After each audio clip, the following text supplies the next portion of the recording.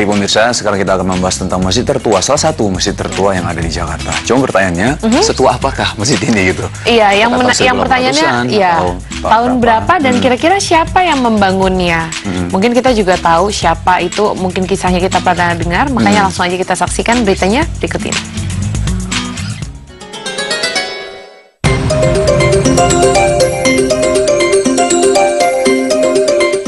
Masjid tertua di Jakarta.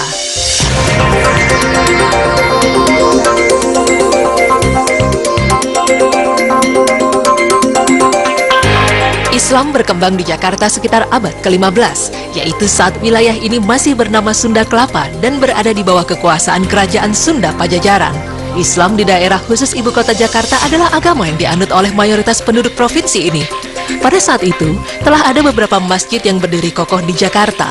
Salah satunya adalah Masjid As-Salafiyah atau yang lebih dikenal dengan Masjid Pangeran Jayakarta.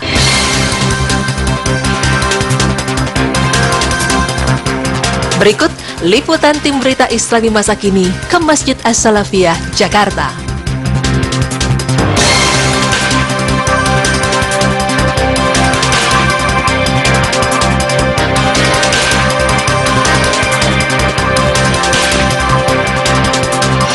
Salah satu masjid yang tertua di Jakarta adalah Masjid As-Salafiyah.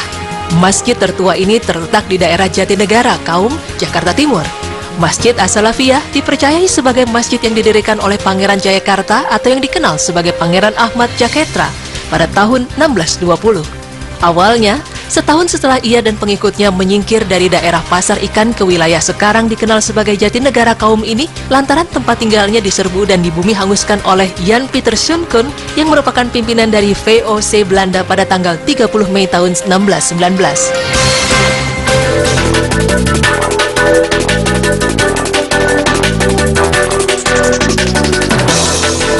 Belanda menganggap Pangeran Jayakarta tewas di dalam sebuah sumur di kawasan Mangga II, Jakarta. Namun nyatanya, yang diberondong peluru oleh pasukan Belanda di dalam sumur tersebut tak lebih dari selembar jubah dan sorban Pangeran Jayakarta yang sengaja dilemparnya ke dalam sumur tersebut untuk mengelabui pasukan Belanda. Sedangkan beliau bersama para pengikutnya berhasil melarikan diri ke wilayah yang kini dikenal sebagai Jatinegara Kaum, membuka daerah baru serta mendirikan masjid yang dikenal dengan nama Masjid Jami' As-Salafiyah yang bermakna tertua dan sampai saat ini masih dipelihara oleh ahli waris dan keturunannya. Masjid ini mempunyai arsitektur bergaya Jawa Islam yang sangat unik. Namun kini masjid tersebut sedang mengalami perluasan sehingga arsitekturnya tidak terlihat jelas. Bangunan Masjid As-Salafiyah telah mengalami beberapa kali perbaikan dan perubahan. Pemugaran pertama dilakukan pada tahun 1700 oleh Pangeran Sageri. Lalu Arya Tubagus Qasim memugarnya lagi pada tahun 1842. Gubernur Ali Sadikin menjadikan bangunan Masjid As-Salafiyah menjadi 2 tingkat dan mendirikan menara pada tahun 1969. Pemandangan bagian dalam masjid nampak ditutupi karpet sajadah dengan warna dominan hijau, sementara beton di langit-langit menyangga ruangan di lantai 2 masjid. Tulisan kaligrafi dalam huruf Arab pun tampak menghiasi dinding mihrab bagian atas dan di atas pintu-pintu masuk. Kaca-kaca patri menghiasi pintu dan jendela masjid yang merupakan sumber utama pencahayaan ruangan saat siang, lantaran bagian atas ruangan praktis tertutup beton, menyisakan sedikit lubang segi 4 pada bawah cungkup masjid. Kain hijau di sebelah kanan memisahkan bagian yang diperuntukkan bagi jamaah wanita yang ukurannya jauh lebih kecil dibandingkan ruang bagian depan yang diperuntukkan bagi jamaah pria. Selain itu, ada arsitektur yang lebih menarik, yaitu atap plafon masjid serta arsitektur lainnya banyak berbentuk kuncup kembang. Lalu apakah makna dari arsitektur kuncup kembang tersebut? Jika Anda berkunjung ke masjid tua, pastinya di sana banyak sekali Anda jumpai arsitektur bangunan masjid yang berbentuk kuncup kembang yang katanya dikenal dengan kuncup kembang Wijaya Kusuma. Wijaya Kusuma berasal dari kata wi yang berarti amat, jaya yang berarti kemenangan, dan kusuma yang berarti bunga. Jadi, Wijaya Kusuma berarti kemenangan yang luar biasa. Arti dari nama bunga Wijaya Kusuma ini sangat indah, yaitu bunga kemenangan. Mitos di zaman Hindu, bunga ini memiliki kresna dan dapat menghidupkan orang yang sudah mati.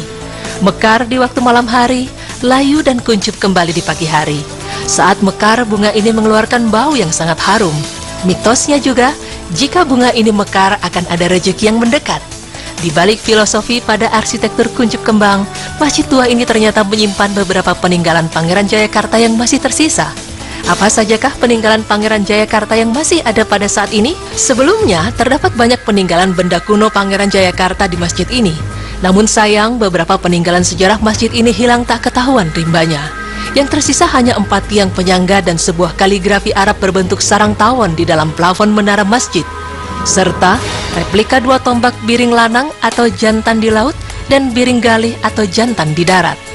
Peninggalan sejarah lainnya adalah jam yang diletakkan di salah satu sudut masjid tersebut.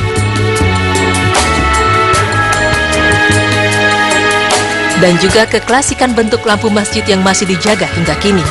Selain peninggalan Pangeran Jayakarta, ternyata terdapat juga makam Pangeran Jayakarta yang selama ini menjadi isu hangat.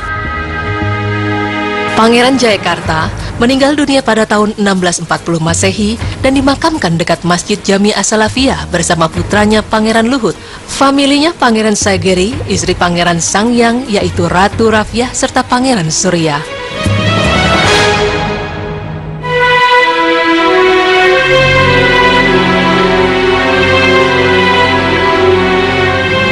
Makam Pangeran Ahmad Jayakarta ini memang sering dikunjungi banyak orang.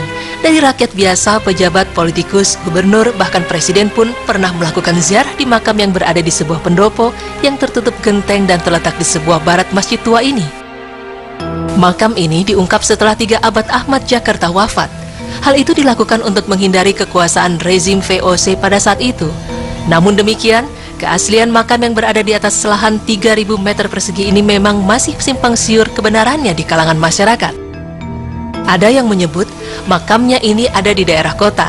Ada juga yang bilang di Jawa Timur.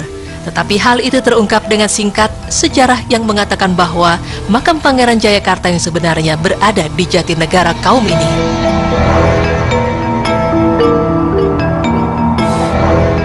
Itulah beberapa keunikan serta sejarah berdirinya Masjid As-Salafiyah di Jakarta yang memiliki nilai histori yang sangat tinggi.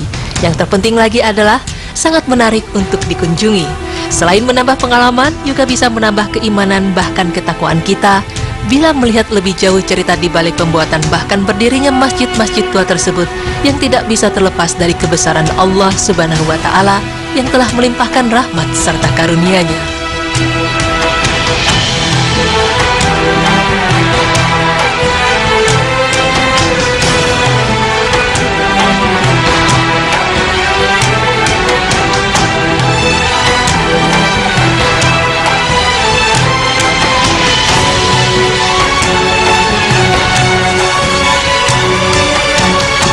Ya baik ya, jadi menarik sekali kalau kita melihat sejarah-sejarah. Jadi sejarah juga tentang sebuah masjid yang kita melihat siapa pendirinya. Dan saya berharap juga ketika ada sebuah makam dalam masjid, ya entah terlepas itu makam siapa, ya kita ketika berziarah yang sepantasnya aja, tidak melakukan doa-doa atau ritual apapun yang lain. Ya memang kalau misal dari Masjid Jami As-Salafiyah ini memang cukup kental sejarahnya ya. Jadi memang tadi yang kita tebak-tebak ya. Tahun berapa sih sebenarnya Masjid Jami As-Salafiyah ini berdiri yang berada di Jatinegara ini gitu. Ternyata cukup tua sekali, sekitar tahun 1600-an gitu. Dan memang banyak sekali keunikan yang ada di masjid ini gitu. Tadi ada apa namanya, kuncup kembang ya tadi. Iya, ada beberapa peninggalannya, tapi yang membuat saya paling senang adalah ketika ada masjid dibuat dan sekarang bertahan sehingga melakukan pelebaran dan lebih baik lagi, bahkan ditambahkan menara, terus sekarang juga ada renovasi lagi. Jadi senang sekali kalau kita melihat ada orang-orang yang bisa terus melestarikan masjid dan membuat menjadi lebih indah lagi. Mudah-mudahan ya. Oke, baik pemirsa, untuk yang selanjutnya kita akan bahas yang tadi nih, yang menarik sekali bahwa katanya kalau doa-doa orang yang dizolimi itu makbul banget. Kenapa kira-kira bisa makbul? Aku juga gak tahu nih kenapa. Oke, nanti kita akan bahas lebih dalam kenapa bisa makbul. Oleh karena itu jangan kemana-mana, tetap di Berita Islami Masa Kini.